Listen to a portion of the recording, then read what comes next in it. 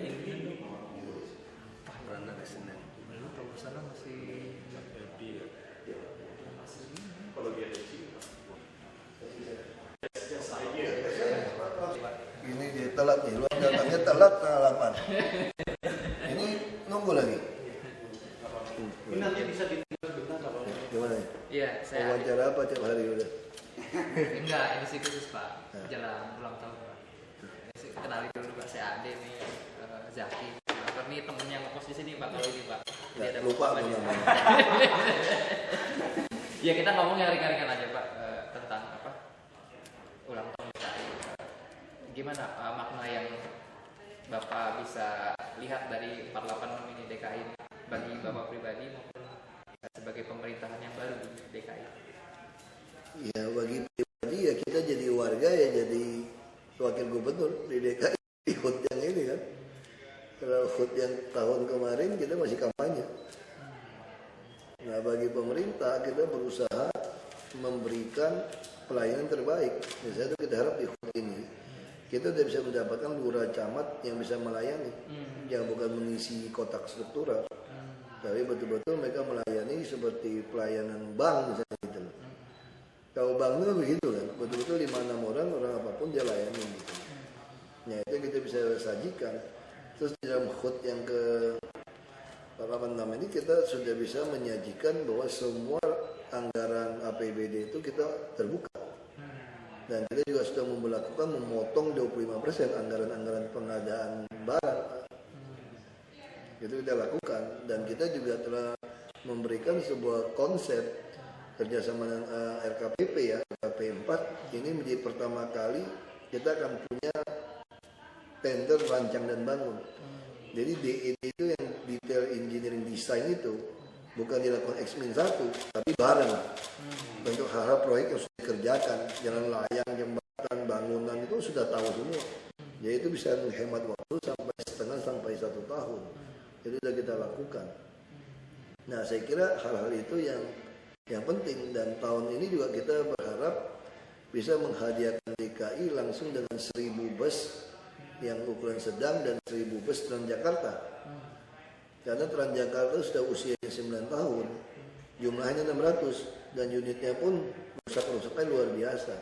Dan sampai hari ini dari beberapa operator itu hanya 2 operator yang bisa memenuhi target menyediakan bus di dalam operasi mereka. Yang lain semua di bawah. Dan kita tidak bisa memberikan sanksi pada mereka. Kenapa? Karena memang kurang busnya. Sama seperti orang mengatakan kenapa diizinkan bus-bus yang tidak layak beroperasi berjalan di DKI. Yang tidak layak kita ikutkan saja tidak mampu mengangkut 20 juta mobilitasnya orang DKI. 20 juta gerakan perjalanan di DKI. Nah makanya yang terjadi apa? Dari 50% orang pakai transportasi umum sekarang turun nih sampai 30% mungkin sekarang.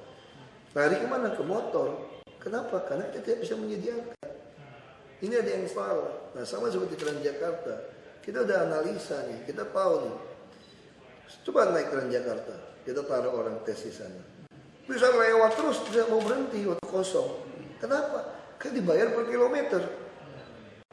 Bisa saja mereka nakal nyelengin gitu loh. Tapi begitu macet. Dia juga keluar dari jalur. Keluar dari jalur Transjakarta dibayar juga. Jadi lemah kita terhadap operator gitu. Kita tahu dia punya kesalahan. Nggak bisa lakukan sanksi. Sama juga seperti, nah hal ini yang mengapa mesti maksa kita harus beli bus. Kalau beli bus dikasih operator sembarangan pakai juga, dia pikir bukan barang kamu. Nah kalau begitu caranya sudah, kita lebih mungkin kalau operator nakal supaya ada bargaining kita kan bikin jadi PT nih, atau BUMD. Kita bisa kasih sopir aja 7,5 juta, 7,7 juta. Nah, itu seperti itu misalnya gitu kan. Sehingga kita kan memaksa operator yang nakal, kalau nakal kita tindakan. Jadi mau dinaikin ke BUMD Pak? Ya kita tidak peduli, kita kan tindakannya nih kalau Anda nakal. Kalau Anda masih kurang ajar kita tambah bus. Sopir teriak kerja sama kami aja. Kita tidak rekrut bus baru kok. Lalu operator bisa teriak lagi. Tidak ingat jasa mereka. Jasa maling itu apa yang kita ingat gitu loh. Kalau Anda mau diingat jasanya, Anda baik-baik kerja gitu loh operator. Karena ini pelayanan ke masyarakat. Kecewa nggak orang nunggu? Padahal perjanjian itu headway itu 2,7 sampai 3 menit. Kan itu cara baginya kita. Jarak tempuh satu koridor misalnya 153 menit misalnya. Headway-nya berapa? 3 menit lah. Ya dibagi, dengan bagi itu asumsi harus dapat sekian. Nah kalau soal macet, kalau kamu jadi tidak bisa memenuhi headway karena macet, itu lain cerita. Persoalannya Anda tidak bisa memenuhi jumlah bus dalam kondisi normal. Rusak. Macam-macam. Nah itu yang harus kita perbaiki bersama. Itu dari sisi transportasi. Nah dari sisi apa yang kita mau lakukan perubahan lagi di Jakarta? Sisi pelayanan di puskesmas. Baik, nanti kita mau siapkan lelang kepala puskesmas dan kepala sekolah. Kalau KJP kelihatan tidak ada masalah. Bukan lelang lah, saya isi promosi. Nah, saya isi promosi. Lelang terlalu kasar, jadi ribut lagi. Saya isi promosi terbuka kepala puskesmas dan kepala sekolah. Nah itu akan kita lakukan. Kita lagi siapkan ini. Tunggu ini selesai dulu nih. Yang tahap lurah camat. Nah, tapi tahun ini kita lakukan. Supaya apa? Karena coba dari pelayanan di puskesmas, itu kan keterlaluan sistemnya. Kamu ngantri satu loket, misalnya paling sederhana ya. Bisa 1 jam ngantri atau setengah jam sampai ke dokter bilang, saya nggak bisa tanganin Anda, sini nggak ada alatnya, kamu tolong ke puskesmas kecamatan. Kebayang nggak seperti itu? Nah sekarang ini baru kita udah identifikasi semua masalah. Ini hubungan pelayanan masyarakat. Lalu kamu harus pindah ke kecamatan. Yang ngantri lebih gila lagi nih. Udah ngantri lebih gila, habis dari loket ini pindah loket lain, ngantri lagi. Harusnya boleh kan sekali saja. Coba begitu dirujuk ke RSUD ngantri lagi. Kenapa sih tiket saja boleh apa? Namanya itu check in city check in. Iya, yang satu itu loh satu. Enggak, tiket pesawat pun bisa city check in. Kamu check in di kota atau di mana langsung sampai sana koper semua udah dibawain gitu. Kenapa waktu seseorang pasien udah ngantri sekali saja di puskesmas, kan puskesmas merujuk ke rumah sakit RSUD. Apa sih susahnya? Dia yang urusin, sehingga RSUD sana bisa ketahuan loh. Berarti lah, itu online apa susah? Semua udah full internet. Bagian sistem-sistem sendiri kagak ngaruan-ngaruan habisin berapa miliar semua. Nah kita mau rombak ini direktur RSUD ini. Supaya dia bisa pelayan ini, dia selain puskesmas kepala sekolah, direktur RSUD kita harus rombak ini. Sistem pelayanan masih ngerti IT, tagihannya masih jelas.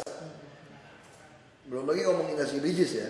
Nah artinya kita akan membuat mereka didaftarin di puskesmas.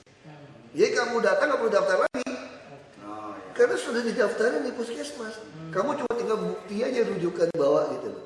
Sehingga rujukan palsu tidak ada. Nah sama seperti obat, dokter cuma terus begini. Puskesmas bisa nggak terjadi kalau ada oknum jual obat? Dia palsuin. Yang asli cuma pakai 70.000 obat, dia bilang 120.000. Berapa duit? Obat-obat Panadol, vitamin C segala macam gampang sekali jualnya loh. Bisa nggak terjadi? Bisa. Nah ini semua sekitar rem. Nah adik itu kita baru di HUT yang ini kita akan selesaikan ini juga. Nah jadi jelas. Lalu di HUT ini kita sudah harap berhasil. Semua rumah sakit sudah setuju bahwa ini nasi bijis yang terbaik. Jadi kalau dulu yang protesnya kan yang dulu punya modelnya ala carte. Dulu mau makan wagyu boleh, makan kepiting boleh. Semua tagih aja ke Jamkes. Ya. Cuma patokan 100 juta batasnya. Kalau lebih gimana? Putar lagi. Pakai administrasi. Sekarang tidak bisa. Makanya Amerika saja tidak berhasil lakukan ini bisnis. Kenapa? Karena baik kepentingan pemain-pemain itu kan kapitalis. Pemain-pemain obat untuk masukkan seenaknya, penanganan seenaknya. Yang berhasil apa? Jerman. Australia butuh 9 tahun lakukan ini. Jadi dengan nasi bisnis kita mau nasi goreng. Nasi goreng itu cuma ini loh bumbunya. Anda kalau mau wagyu bayar sendiri. Tapi Anda makan hidup gitu. Nah ini kenapa pendidikan dokter di Jerman bisa begitu bagus? Karena semua ikut prosedur. Tidak ada titipan-titipan oknum dari farmasi untuk memasukkan kepada pasien. Nah justru inasi bijis adalah hadiah terbesar untuk orang DKI. Artinya apa? Anda pasti terhindar dari malpraktek. Terhindar dari overdosis obat yang tidak perlu. Karena semua ini sistem. Nah soal tarif masih rendah itu soal hitungannya 75%, hitungan tahun 2010. Karena sistemnya askes kan. Nah, karena pemerintah pusat tidak mungkin untuk daerah lain uang lebih kecil samakan dengan DKI yang bisa bayar penuh. Nah, kita mau bilang, kita mau bayar penuh, kita nggak mau ikutin versi pusat. Nah, kita mau evaluasi, nah siapin pergub. Tapi ini juga hadiah yang terbaik. Daripada dulu ada yang makan wagyu sampai muntah-muntah kekenyangan, ada yang mampus gara-gara nggak punya SKTN, mati di rumah nih. Kalau kita ngomong jujur sekarang, ada berapa orang lagi yang mati di rumah gara-gara nggak punya SKTN di Jakarta? Hampir tidak ada. Kecuali dia tidak mau pergi. Kalau dia terlantar keluarga, oke. Nah, lalu apa? Meledak dong puskesmas sama RSUD. Kurang 1.200 ranjangnya. Itu bukan salah sistem inasi bicis. Ini masalahnya dari dulu Anda nggak pernah mau izinkan bikin rumah sakit. Kenapa masih pansus begitu lama untuk multi years? Kita sudah berhasil membuat terobosan dengan RKPP bangun rumah sakit itu sudah ada dokumen langsung rancang bangun. Ini udah hemat setelah 1 tahun dibanding sistem yang lama. Tapi kami tidak ketemu kontraktor yang lampu Aladin kan, yang langsung bayar langsung jadi kan. Terus begitu minta ke DPRD dia masih pansus. Pansus oke saja, tapi jangan. Ini sudah berapa bulan kita teriak. Semua orang tahu Koja kekurangan waktu saya ke sana dari Februari. Semua DPRD teriak-teriak pelayanan tidak baik. Anda sudah tahu hitungannya kurang 1.200 bed. Kita mau lakukan tahun ini, kita harapkan kalau di sistem jalan tahun depan sudah ada dokter keluarga untuk melakukan preventif promotif. Nah, lalu protes lagi. Dulu enak bisa ke rumah sakit mana saja. Katanya untuk miskin dan rentan miskin. Kalau orang miskin tinggal di Koja ya jangan ke Jakarta Selatan punya rumah sakit dong. Kalau Anda miskin ya Anda ke rumah sakit terdekat. Nah sekarang punya masalahnya apa? Masalahnya kelas rumah sakit juga beda. Nah kalau kurang dokter kita bisa tarik dokter dari RSUD atau yang dari yang kelas A pendidikan yang lebih tinggi tarifnya ke sini. Yang karena tarif berbeda orang tidak mau. Nah masalahnya apa? Ini juga ada peninggalan sejarah lama di Kementerian Kesehatan mungkin. Untuk naik kelas rumah sakit mungkin perlu sobok, kita mana tahu. Sehingga tarif rumah sakit berdasarkan kelas betul, supaya jangan terjadi macam-macam. Kalau misalnya untuk naik kelas masih sobok misalnya dulu, ya banyak sekali rumah sakit yang masih kelas C, RSCM kelas A, RSUD kelas B non pendidikan nomor 5, A pendidikan nomor 2, A non pendidikan nomor 3, B pendidikan nomor 4. Bayangin Tarakan yang bisa bedah jantung orang itu masih dikategorikan kelas B non pendidikan. Fatmawati A pendidikan. Apa bedanya? DKI berapa banyak yang punya DKI yang masuk kategori A? Yang punya DKI? Hanya satu, yang khusus yang orang yang di Duren Sawit saja. Oh itu doang. Iya karena dia nggak khusus, boleh A non pendidikan. Tarakan bagus fasilitasnya. Siapa bilang Tarakan tidak bagus? Makanya saya bilang Kemenkes juga mesti. Itu yang saya katakan, itu yang kita lakukan. Jadi kalau ditanya apa hadiah yang kami berikan dalam ulang tahun ini, kami membuat terobosan-terobosan sekalipun pusat kami lawan kira-kira begitu loh kasarnya. Pak, selama ini kan ulang tahun identik dengan Jakarta Fair aja Pak, dan itu cuma ada promosi belakang. Ini sekarang ke Jakarta Fair kali ini kayak gimana kalau yang Bapak ini atau akan? Kalau kita bicara Jakarta Fair, seluruh dunia namanya fair kota manapun itu milik negara, nggak ada milik swasta. Cuma Jakarta aja yang aneh. Perda lagi. Kita ngomong jujur kan? Iya betul. Cuma Jakarta aja yang aneh. Bisa ada terjadi seperti itu. Harusnya kita kembalikan sebagai Pekan Raya Jakarta, pesta rakyat Pekan Raya Jakarta gitu. Kalau soal pameran-pameran, Jakarta tuh setahun tuh puluhan ratusan pameran, silakan saja expo. Iya kan? Kenapa mesti PRJ Pekan Raya Jakarta hanya dinikmati dari orang tertentu? Lalu pedagang-pedagang kerak telur, emangnya betul dia dapat murah? Itu udah mafia kali mungkin yang main sampai begitu mahal terimanya kan? Ya, kebanyakan di luar jualnya akhirnya. Iya kan? Keluar. Itu masalah kan nggak mampu bayar. Nah penyelenggara bilang apa? Nggak bisa dia ke kota yang itu. Berarti kamu nggak becus dong menyelenggarakan sebuah pengeraya. Kenapa nggak undi? Kenapa tidak pakai bet? Kalau ketahuan bukan Basuki yang jual, bilang keponakan usir malam itu. Kamu langsung dicopot. Nomor urut berikutnya dikasih tahu, besok kamu boleh datang nih jualan. Orang pasti takut kalau begitu. Kalau hari ini bisa nggak saya dapat jatah ini? Saya bayar 1 juta, saya jual 10 juta, 20 juta. Bisa. Karena untungnya pasti gede. Iya dong, sampai 20.000 kerak telur gimana untung? Di luar mah 5.000 juga berat jualnya gitu loh. Iya. Nah, makanya untuk soal kuliner kita mulai mau siapin Monas, kita mau tata nih Monas. Jadi dipindahkan ke Monas. Taman. Kita nggak mungkin bisa pindahkan pameran expo sebesar itu ke sini dong. Yang bisa kita pindahkan kan pesta rakyatnya. Jadi itu tetap di sana. Itu terserah mereka. Expo juga kita nggak bisa larang kok. Jakarta Great Sale kita untuk. Yang penting kita nggak keluar uang kan. Jadi Nah, cuma sekarang baik lagi soal paten kalau mau Perda. Kalau daerah lain, flora, fauna, pameran di Banteng saja, kita beauty contest kita dapat uang kok, orang bikin kok. Masa Jakarta Fair punya kita nggak dapat uang? Cuma dapat dari tiket. Kok dapat tiket? Expo yang lain juga dapat tiket. Anda trading juga dapat uang. Nah itu yang perlu kita duduk bicara. Gitu. Saham kita berapa? Hanya 17% atau 13%. Ngapain? Itu bukan sah. Sampai sekarang belum ada kejelasan berapa. Makanya itu masalah. Nah kalau saya tambahin itu paling bagus, paling besar untuk seluruh pameran yang besar ya benar. Bisa saja kamu bikin Jakarta Fair di sana, tapi sekarang persoalannya ada Perda segala macam. Persoalannya kita dapat apa nih yang bikin fair nih? Kenapa nggak ditenderkan misalnya di beauty contest kan?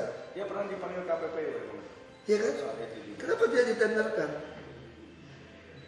Mungkin ada orang yang berani kasih, kalau kasih kami hak menyelenggarakan Jakarta Fair, DKI tidur aja nih, 50 miliar nih, misalnya gitu, atau 20 miliar gitu loh. Anda ambil gitu loh.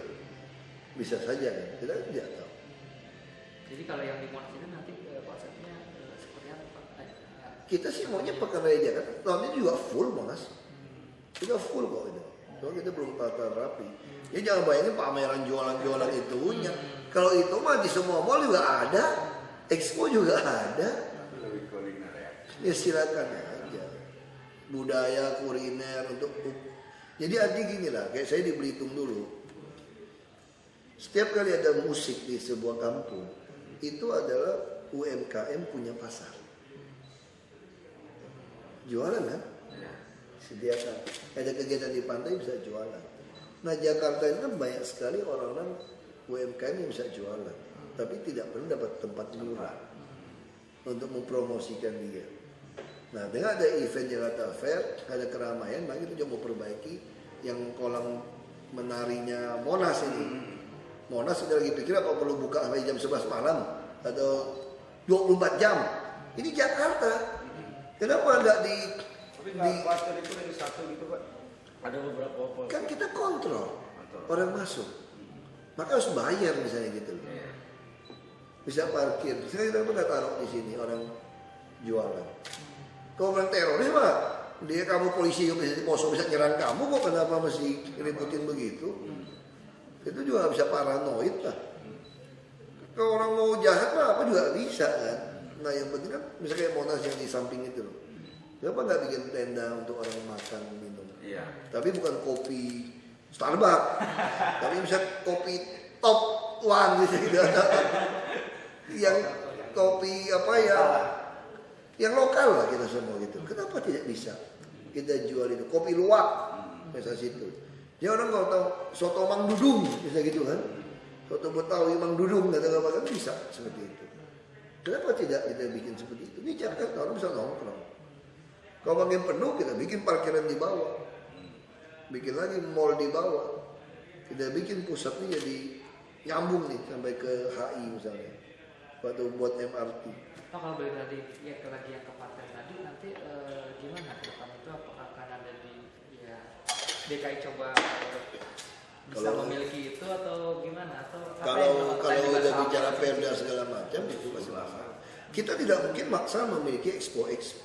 Kalau main expo kan pameran mobil, motor segala macam, mesin, trading itu oke saja. DKI harus kita jadikan kota expo dan konvensi.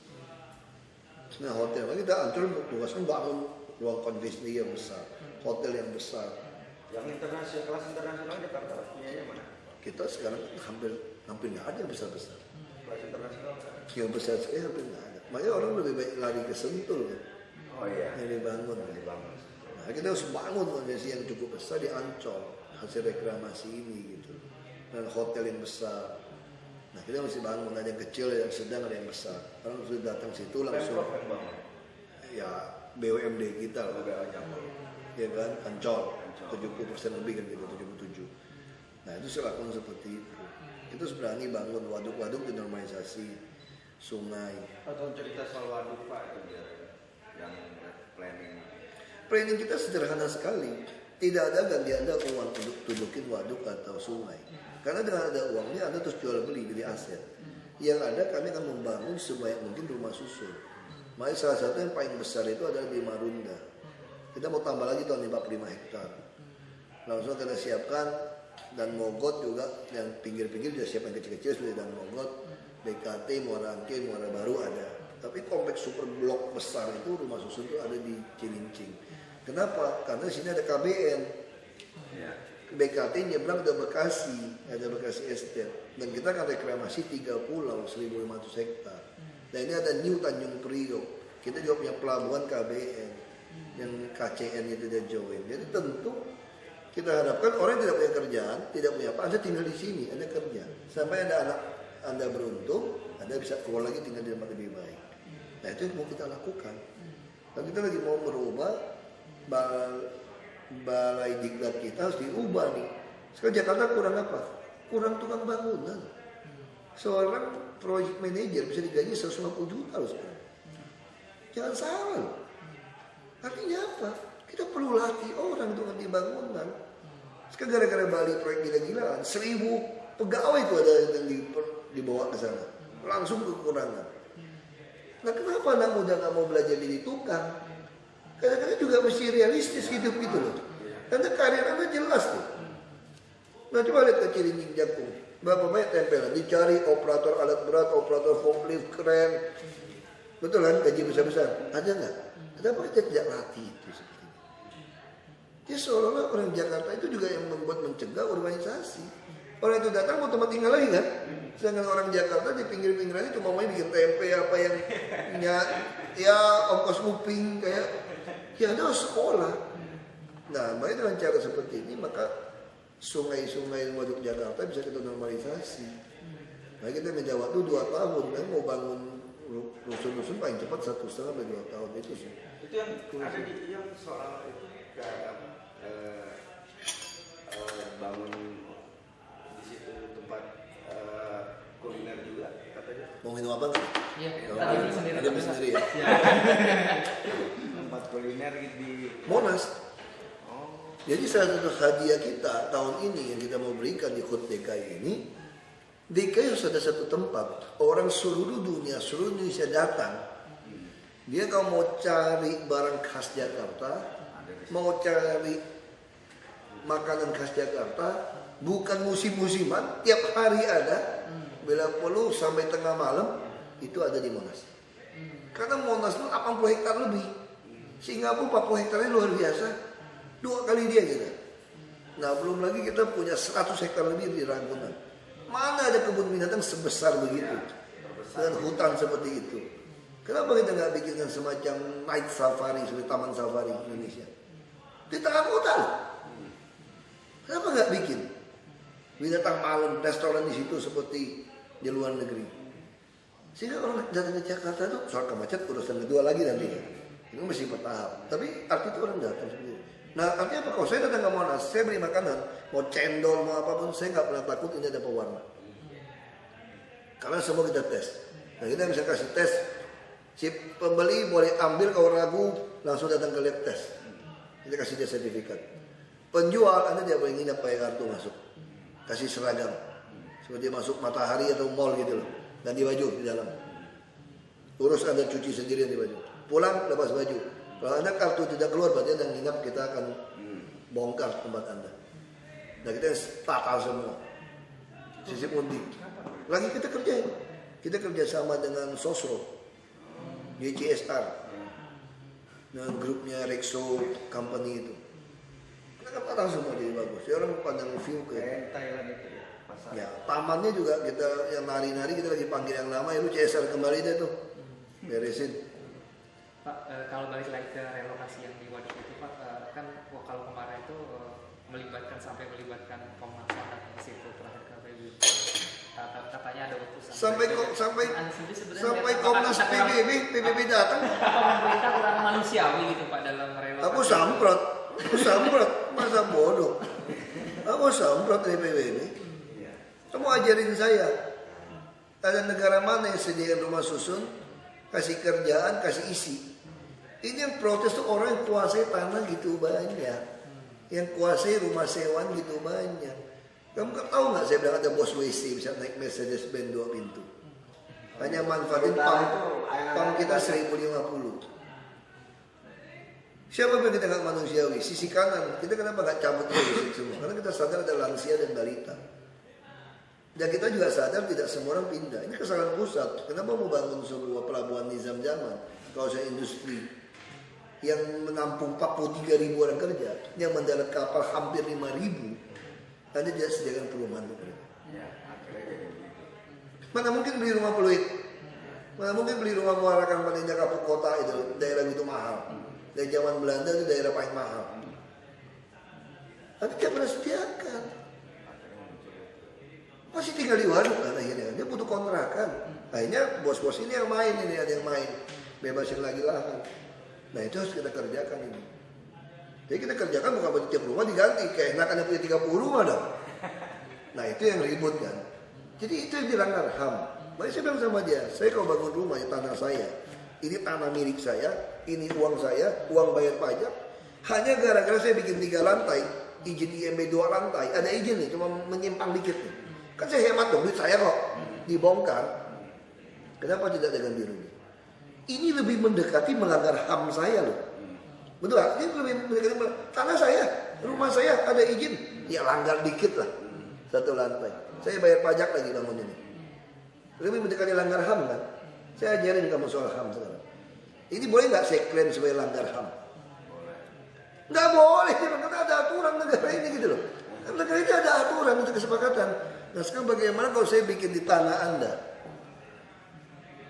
Sewa-sewain nggak bayar pajak semua. Terus saya mau dipindahin ke rumah yang lebih layak, kasih dia rumah susun. Bukan sewa juga loh. Ini hanya uang restribusi 6.000 sehari. Itu nggak sewa Pak? Nggak ada sisa-sisa. Kamu punya apartemen, bayar nggak IPL? Tanya yang punya apartemen. Ada iuran pemeliharaan lingkungan per meter persegi berapa? Kalau sekarang 5.000, 6.000 sehari Anda bayar untuk lingkungan, cukup nggak?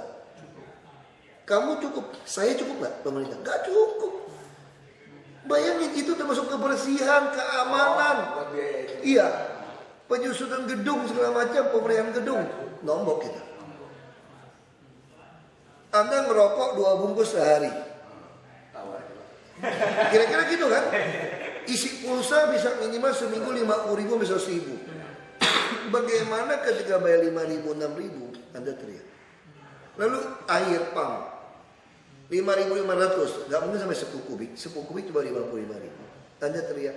Anda beli gerobak sekubik 50.000 Anda tidak teriak. Oh saya nggak bayar. Anda nyolong karena 1.050. Sambung-sambungin pakai leden, dibuang-buang. Kita biaya 7.000, subsidi Anda nyolong semua bikin WC segala macam untuk umum. Jadi apakah kenyamanan karena nyolong? Ini mama barang nyolong lebih enak dong. Bagaimana udah nyolong punya barang, saya ganti rugi Anda dia melanggar HAM. Nah ini dibilang udah kita nggak usah ngomong HAM. Saya datang cuma mau dengarkan kamu bangun berapa rumah untuk orang. Ya ngomong begitu sama saya.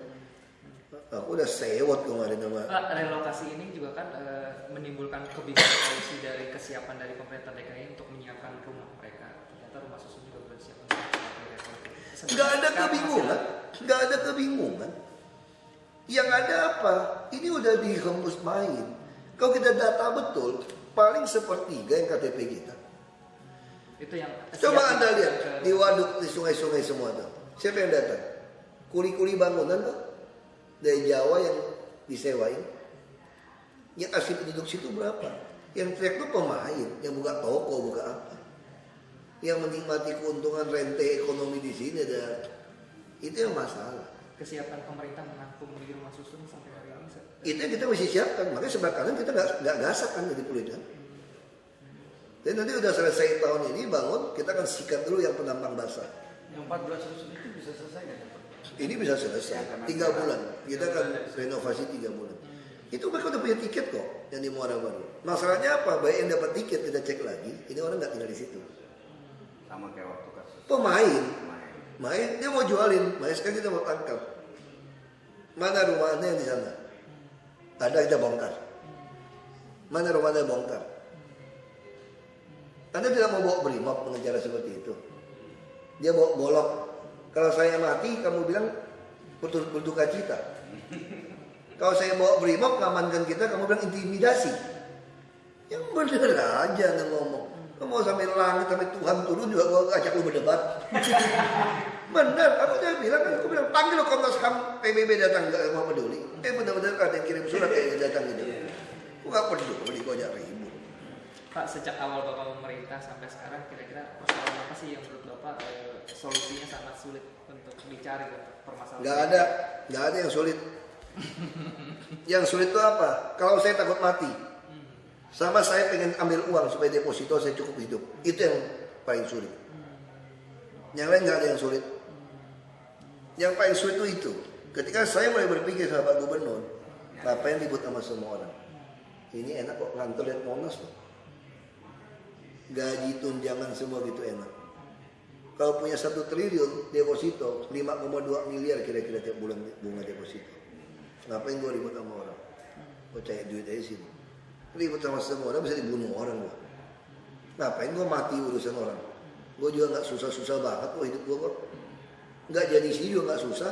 Udah jadi di sini kesempatan dapat kayanya lebih tinggi. Ngapain gue ribut? Ngapain galak-galak? Baik-baik aja sama semua orang. Itu yang susah. Itu yang sulit. Saya bilang. Yang sulit itu. Anda mau nggak? Anda punya anak, punya istri. Anda punya masa depan. Saya juga bukan orang gila. Saya juga bukan orang frustrasi. Saya juga di kelas menengah, kalangan kelas menengah. Saya tinggal di rumah yang mahal kok.